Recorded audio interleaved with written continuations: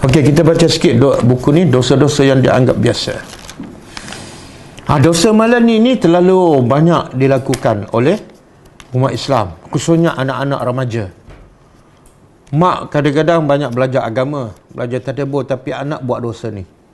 Kadang-kadang mak bapak redha, kadang-kadang mak bapak sponsor untuk anak tu buat dosa ni. Dosa yang ke-49, qala al-musannif hafizahullah, iaitu mengenakan pakaian pendek, nipis dan ketat. Banyak tak? Oh, banyak ni. Kadang-kadang anak ustaz pun kita tengok macam di antara perang yang dilancarkan oleh musuh-musuh Islam pada zaman ini adalah soal model pakaian. Kan? Remaja-remaja kita pantang ada model baru, dia yang mula pakai. Orang kafir tak pakai lagi, dia dah mula. Musuh-musuh Islam itu mencipta bermacam-macam model pakaian lalu dipasarkan di tengah-tengah kaum muslimin. Ironisnya, pakaian-pakaian tersebut tidak menutup aurat kerana amat pendek, nipis dan ketat. Bahkan sebahagian besar tidak dibenarkan dipakai oleh wanita, meskipun di antara sesama mereka ataupun di depan mahramnya. Dalam hadis yang diriwayatkan oleh Abu Hurairah radhiyallahu anhu, Rasulullah SAW menggambarkan bakal muncul pakaian semacam ini di akhir zaman. Makna zaman Nabi belum ada, tapi Nabi dah diberitahu. Maksud bunyi hadisnya, sinfani min ahli nar lam arahuma qaumun ma'ahum siyatun ka'aznabil baqar yadribuna biha an-nas wa nisa'un kasiyatun ariyatun mumilatun ma'ilatun ru'usuhunna ka'asnimatil bukhti al-ma'ilah la yadkhulna al-jannah wa la yajidna rihaha wa inna rihaha la yujadu min masirati kaza wa kaza. Maksud dia, Nabi kata ada dua jenis manusia daripada ahli neraka. Jenis ahli neraka, tapi rupa dia orang Islam. Yang aku, kata Nabi, aku belum melihat sekarang. Mana benda ni belum ada zaman Nabi. Akan ada selepas kematian, kewafatan Nabi. Apa ni? Siapa ni? Pertama, kaum yang membawa cemeti-cemeti seperti ekor sapi, ekor lembu. Mereka memukul manusia dengannya. Ini makna gambaran pemerintah, sama ada pemerintah menggunakan dipanggil apa? Ghilman. Budak-budak ke orang-orang tertentu dan upah untuk siapa? Untuk pukul orang-orang yang dizalimi. Orang miskin ke. Jadi ini tukang pukul bagi pihak penguasa. Ada kan? Dibayar kemudian dia suruh pukul siapa-siapa yang lemah ataupun miskin. Okey, itu tak ada kaitan dengan kita. Yang ada kaitan ialah golongan kedua, iaitu wanita-wanita yang berpakaian tetapi telanjang. Tengok Nabi guna bahasa pakaian, berpakaian tapi telanjang. Macam mana tu? Sepatut bila telanjang tak berpakaian lah. Bila berpakaian tak bertelanjang kan? Macam mana pakaian tapi bertelanjang? Makna pakaian tapi tidak menutup aurat yang lengkap.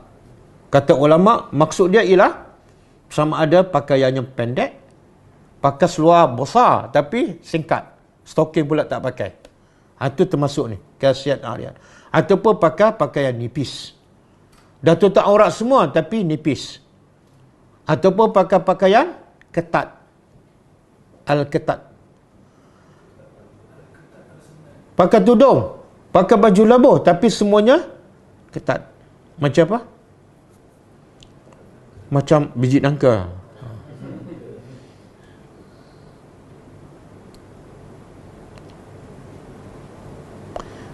Apa lagi Nabi sifat wanita ni? Berjalan pula dengan menggoyang-goyangkan pundaknya. Lenggak-lengguk kan? Kepala mereka seperti pundak unta yang condong. Pundak unta kan? Makna apa ni? Wanita tu ada yang sanggur dia tinggi macam pundak unta. Betul tak? Kalau lalu depan mata kita, kita tengok tak? Dan mulut kita berkata-kata tak? Masya Allah tingginya. Dan Nabi bagi amaran, mereka ni tidak akan masuk syurga, bahkan tidak akan dapat mencium bau syurga. Bila tak dapat cium makna masuk pun tak boleh lah, cium pun tak boleh, masuk lagi tak boleh. Padahal kata Nabi, sesungguhnya wangian syurga itu boleh tercium daripada jarak perjalanan yang begitu jauh dan lama. Tapi kalau tak boleh cium makna tak boleh masuk lah tu. Okey, kata penulis, termasuk dalam kategori ini adalah pakaian sebahagian wanita yang memiliki sobekan panjang daripada bawah ataupun yang ada lubang di beberapa bahagiannya.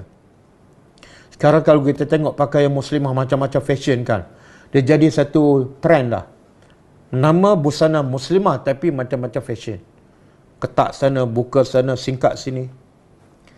Di samping itu ada apa yang mereka lakukan juga termasuk menyerupai orang kafir. Mengikut model serta busana yang orang kafir buat. Kepada Allah kita memohon keselamatan, khususnya untuk anak-anak kita. Di antara yang juga bahaya adalah berbagai baju yang berbagai gambar buruk di pakaian, seperti gambar penyanyi, kumpulan muzik, ada gambar botol dan cawan arak, ada gambar-gambar makhluk yang bernyawa, gambar binatang, gambar salib, macam-macam. Semua tu termasuk adalah strategi musuh Islam supaya kita lara dengan budaya mereka. Kalau salat pun tak khusyuk. Sebab tu dalam Islam kalau kita salat pakai baju yang bergambar, hukumnya makruh. Kenapa? Sebab dia boleh mengganggu kekhusyukan. Kadang-kadang kita tak ada masalah orang yang belakang kita tengok gambar. Ya Allah, gambar Tok Guru pula tu. Ni semua tak ada ni. Walaupun Tok Guru sekalipun, jangan pamerkan gambar.